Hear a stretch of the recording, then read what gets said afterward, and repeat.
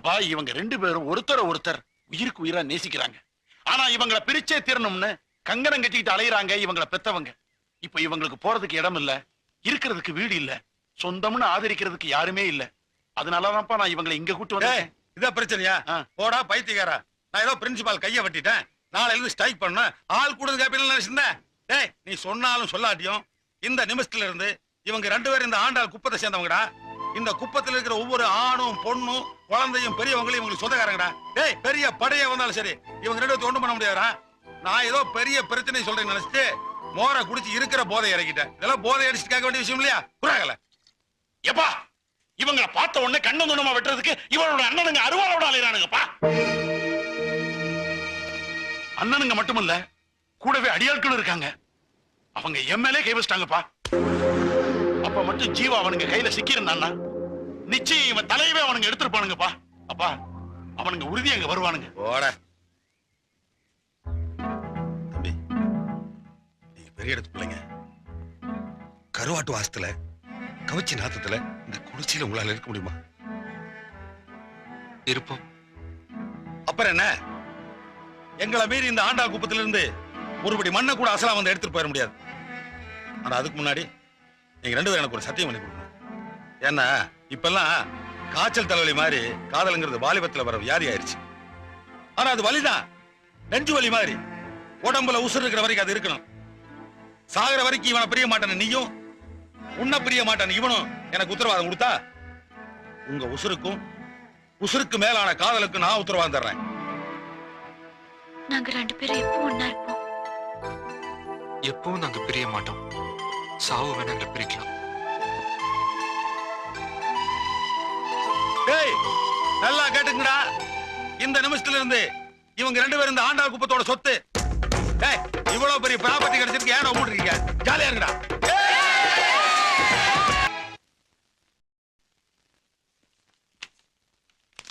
என்னடா அது? அம்மா கோர்ட் ஆர்டர் வந்திருக்கு. அவளை ரிமாண்ட்ல உள்ள தள்ளிட்டு அவளை தரதரன்னு இழுத்துட்டு வந்துடுறேன். எங்க இழுத்துட்டு வருவ? இனிமே அவ இந்த வீட்டுக்குள்ள அடி எடுத்து வைக்க கூடாது. அப்படி அவ உங்களுக்கு வேணும்னா இழுத்துட்டு வந்து மாட்டு தொழுவத்துல கட்டி போடுங்க.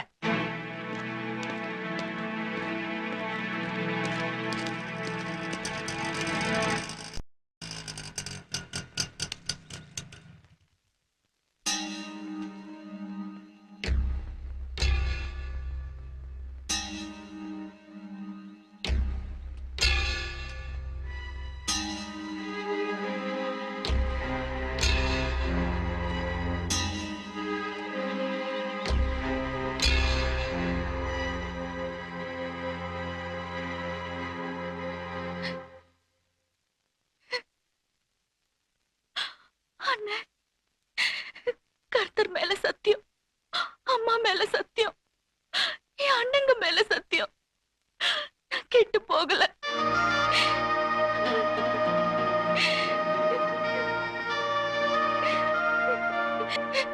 எல்லாத்தையும் மறந்து என்னை ஏத்துக்கணும்.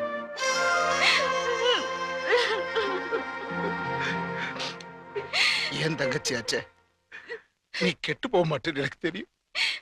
இருந்தாலும் உனக்கு என்னடா ஆச்சு? ஏன் இப்படி எல்லாம்? அண்ணே என்ன மன்னிச்சிட்டேன்னு சொல்லுங்க. நான் உன்னை எதுக்காக மன்னிக்கணும்? இப்பவும் நீ இந்த வீட்டு ராஜகுமாரிடா, இந்த குடும்பத்தோட விளக்கு.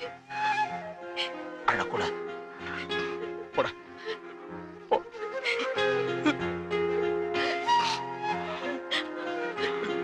அண்ணே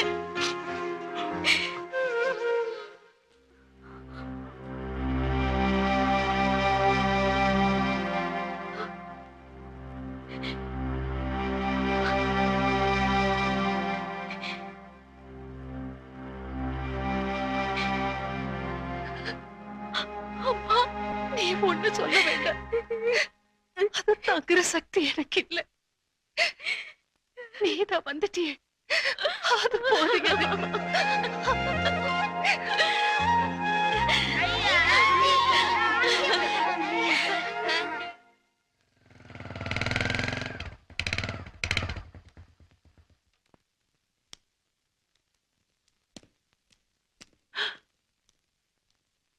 ஜீவா,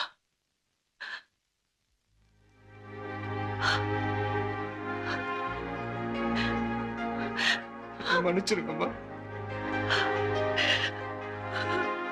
தெரியும்டா, நீ வந்துருவேன்னு தெரியும். என் பிள்ளையாச்சே, என்னை விட்டுட்டு உன்னால இருக்க முடியாது.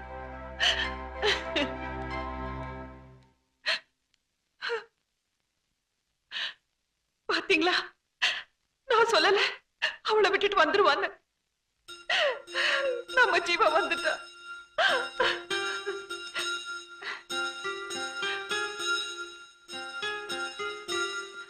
அயோக்கிய ராஸ்கல்.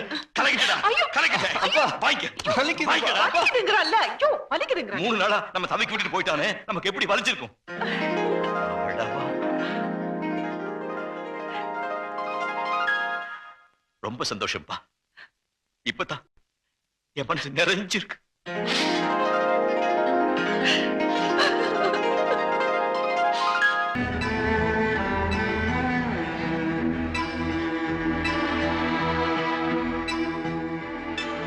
அம்மா, இது கழுதிட்டு இருக்க கூட பிறந்தவங்க நினைச்சா அதை பத்தியெல்லாம் கவலைப்படாதம்மா. இந்த பாரு, ஒரு கல்யாணம் ஆகி குழந்தை பிறந்துச்சு மையே, எல்லாம் சரியா போயிடும். அப்புறம் பிறக்க போற குழந்தைய போட்டி போட்டு வந்து பாப்பாங்க. என்ன கண்ணத்துற தொடமா கண்ண?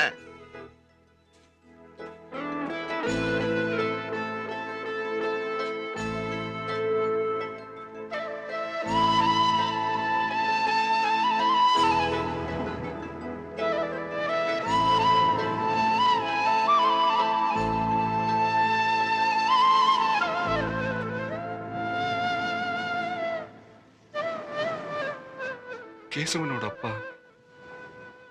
முன்னாடி உன் குடும்பத்தை பத்தி கேவலமா பேசினது என்னால தாங்கிக்க முடியல.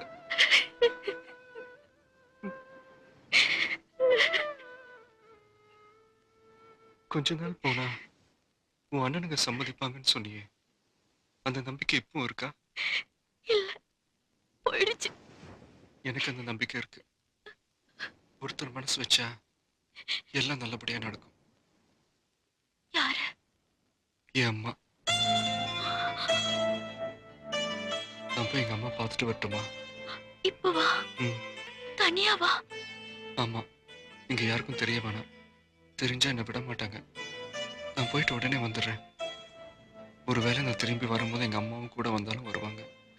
தனியா வேண்டாம் ஜீவா, எனக்கு பயமா இருக்கு. தைரியமா இரு, ஒன்னும் ஆகாது. நான் போயிட்டு வரேன். I love you, Jeeva.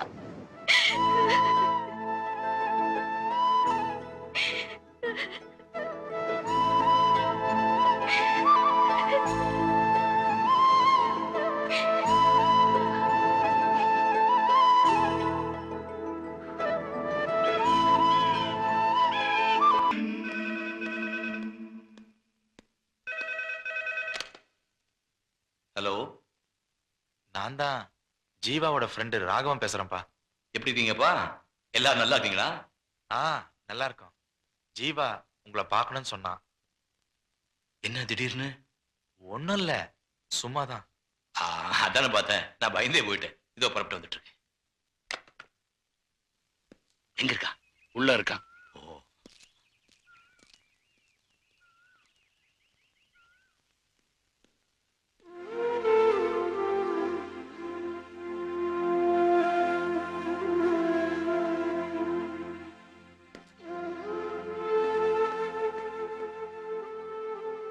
என்னப்பா, என்ன நடந்துச்சு?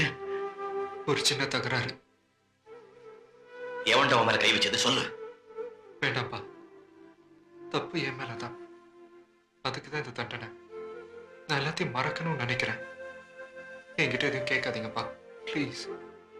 ஆமா, டாக்டர் என்ன சொன்னாரு? உள்ள எலும்புகளும் உடையலையே. அதெல்லாம் ஒண்ணும் இல்லை. சரி, வா நம்ம வீட்டுக்கு போலாம். வேண்டாம்ப்பா, இந்த நிலைமையில அம்மா என்ன பார்க்க வேண்டாம். இத பத்தி அம்மா கிட்ட எதுவும் சொல்லாதீங்கப்பா. உடம்பு குணமானதும் படிப்பு நிறுத்திட்டு வீட்டுக்கு வரேன். இனிமே அம்மா விருப்பப்படியே நடக்கிற அம்மா கிட்ட சொல்லுங்கப்பா. என்னப்பா அது? MBA படிக்கணும்னு நீ தான் ஆசைப்பட்ட. இப்ப என் பாதிரியை படிப்பு நிறுத்திடலன்னு சொல்ற. இது பாரு, உன் விருப்பத்துக்கு மாறா நானும் அம்மாவும் எதுவும் சொல்ல மாட்டோம். அனாவசியமா மனசு போட்டு குழப்பிக்காத. ஒழுங்கா படிப்பை முடிச்சிட்டு வா. உன்னை இந்த நிலைக்கு ஆளாக்குனவன. வேண்டாப்பா, நான் தான் எல்லாத்தையும் மறக்கணும்னு சொன்னேன்ல. விட்டுருங்க ப்ளீஸ்.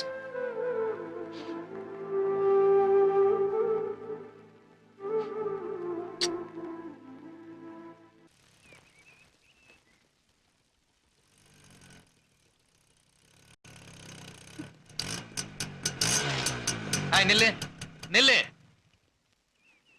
உங்க அண்ணன்களை விட்டு ஜீவாவை கண்ணா முன்னாடி அடிச்சு போட்டு நீ கூலா காலேஜுக்கு போயிட்டு இருக்கியா? அவன் என்ன தப்பு பண்ணான்? அவன் என்ன தப்பு பண்ணான்னு கேக்குறேன். ஏதாவது பேசுங்கன்னு பல்ல இழிச்சு நீதானே வந்து அவன் பக்கத்துல உட்கார்ந்த. எங்க அண்ணனை காப்பாத்துக்கன்னு அவன்கிட்ட நீதானே வந்து கெஞ்சன. உனக்கு இஷ்டம் இல்லைன்னா அவன் லெட்டர் கொடுத்தப்பவே அதை கசக்கி அவன் மூஞ்சில தூக்கி எறிஞ்சிருக்க வேண்டியதானே. அதை விட்டுட்டு அவனை அடிக்கிறதுக்கு அடியாட்கள்